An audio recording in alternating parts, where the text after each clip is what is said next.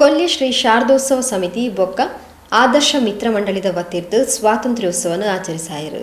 ನಿವೃತ್ತ ಸೇನಾನಿ ಶ್ರೀ ಎಂ ವಿಶ್ವನಾಥ್ ಗಟ್ಟಿ ಪಿಲ್ಲಾರ್ ದಾರನ ಬಾಕಿಲ್ ಧ್ವಜಾರೋಹಣ ನಡಪಾದ ಸ್ವಾತಂತ್ರ್ಯೋತ್ಸವದ ಸಂದೇಶ ತಿಳಿಪಾಯರು.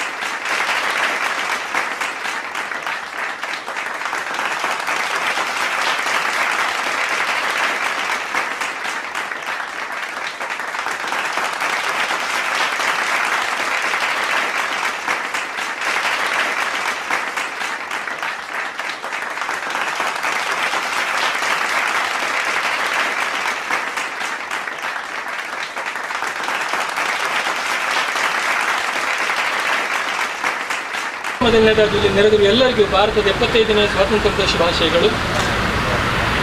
ಅಖಂಡ ಭಾರತದ 75ನೇ ಸ್ವಾತಂತ್ರ್ಯೋತ್ಸವವನ್ನು ಆಚರಿಸುವ ಹೆಮ್ಮೆಯ ಕ್ಷಣಗಳಿವು. ಬ್ರಿಟಿಷರ ದಬ್ಬಾಳಿಕೆಯಿಂದ ಮುಕ್ತಿ ಪಡೆದ ಆ ರೋಮಾಂಚಕ ವಿಜಯದ ಪ್ರತೀಕವಾಗಿ ಪ್ರತಿ ವರ್ಷ ಆಗಸ್ಟ್ 15ರಂದು ಆಚರಿಸುತ್ತಿರುವ ಈ ಸ್ವಾತಂತ್ರ್ಯ ದಿನಾಚರಣೆಗೆ ನಾವು ನಮ್ಮ ದೇಶದ ಸ್ವಾತಂತ್ರ್ಯಕ್ಕಾಗಿ ಹೋರಾಡಿ ಮಡಿದ ವೀರ ಮಹನೀಯರಿಗೆ ಸಲ್ಲಿಸುವ ನಿಜವಾದ ಗೌರವವಾಗಿದೆ. ಈ 75 ವರ್ಷಗಳಲ್ಲಿ ನಮ್ಮ ದೇಶ ಹಲವು ಸಂದಿಗ್ಧ ಪರಿಸ್ಥಿತಿಗಳನ್ನು ಎದುರಿಸಿದೆ. ಅದರಲ್ಲಿ ಮುಖ್ಯವಾಗಿ ಇತ್ತೀಚೆಗಿನ ಕಾರ್ಗಿಲ್ ಯುದ್ಧ, ಪುಲ್ವಾಮಾದಂತಹ ವಿದೇಶಿ ಆಕ್ರಮಣಗಳ ಸಂದರ್ಭದಲ್ಲಿ ಭಾರತೀಯ ಯೋಧರು ನಾಗರಿಕರು ತೋರಿದ ಧೈರ್ಯ ನಿಜಕ್ಕೂ ಹೆಮ್ಮೆಯ ವಿಚಾರಗಳು.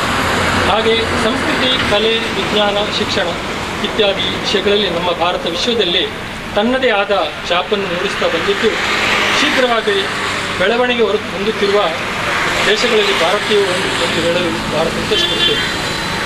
ಹಲವು 7 ಪೀಳುಗಳನ್ನು ಭಾರತ ಕಂಡಿದ್ದರೂ ಅದು ವಿಶ್ವ ಮಾನ್ಯತೆಯನ್ನು ಪಡೆದ ಅಗ್ರಗಣ್ಯ ರಾಷ್ಟ್ರವಾಗಿ ಬರಲು ಹಲವು ಭಾರತೀಯರ ಕೊಡುಗೆ ಅಸಾಮಾನ್ಯವಾದ.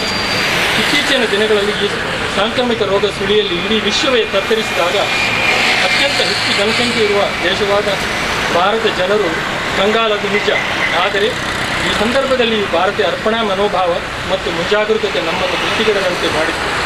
ಹಾಗೆ ನಮ್ಮ ಸರ್ಕಾರದ ವ್ಯವಸ್ಥೆ ಇದಕ್ಕೆ ಪೂರಕವಾಗಿ ಅದರ ನಿರ್ಮೂಲನೆಗೆ ಪ್ರಯತ್ನಿಸ್ತಾ ಇರುವುದು ಜನಸಾಮಾನ್ಯರಲ್ಲಿ ಧೈರ್ಯ ತಂದಿದೆ.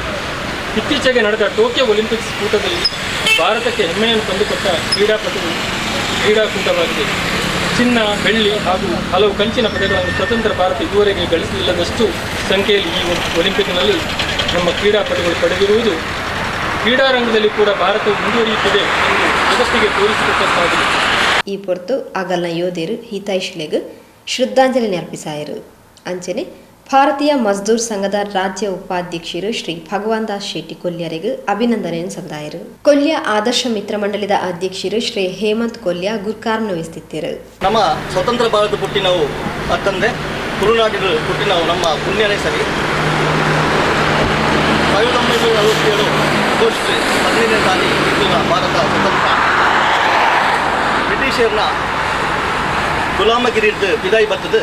ಪ್ರಜಾಪ್ರಭುತ್ವ ರಾಷ್ಟ್ರ ಅದು ತಮ್ಮನೇ ಶೈಲಿಯ ಜೀವನ ಮಂದಿರಕ್ಕೆ ಅವಕಾಶ ಇದೆ. ಈ ಅವಕಾಶಗಳು ಕೂಡ ಅದು ಅವೇತೋ ಅನೇಕ ದೇಶಭಕ್ತರು ತನ್ನ ಸ್ವಂತಿಕೆ ಬಗ್ಗೆ ಸ್ವಾರ್ಥನ ಬಿಟ್ಟು ತ್ಯಾಗ ಬಲಿದಾನ ಮಲ್ತೇವೆ.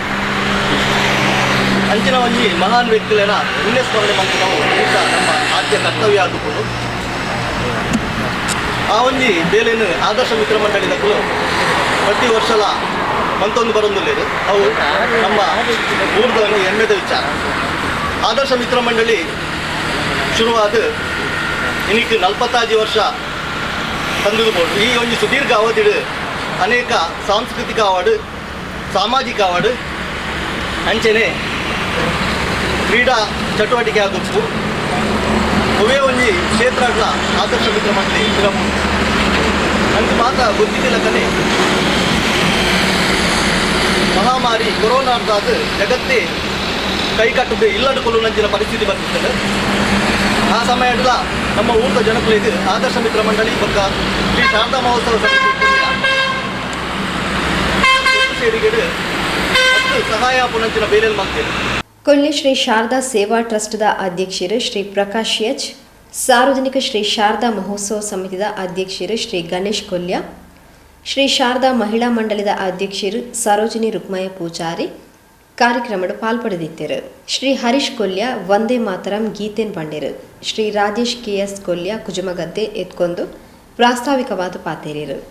ವಿದ್ಯಾನಿಧಿ ಸಂಚಾಲಕರು ಶ್ರೀ ಜಗಜೀವನ್ ಕೊಲ್ಯ ಸನ್ಮಾನಿತರನ್ನ ಪರಿಚಯ ಪಂಡಿರು. ತೋನ್ಸೆ ಪುಷ್ಕಳ್ ಕುಮಾರ್ ಸಭೆ ಸುಧಾರಿಕೆ ಮಲ್ತೇರು. ರಿತ್ವಿಕ್ ಆಚಾರ್ಯ ಸೊಲ್ಮೆ ಸಂದಾಯರು.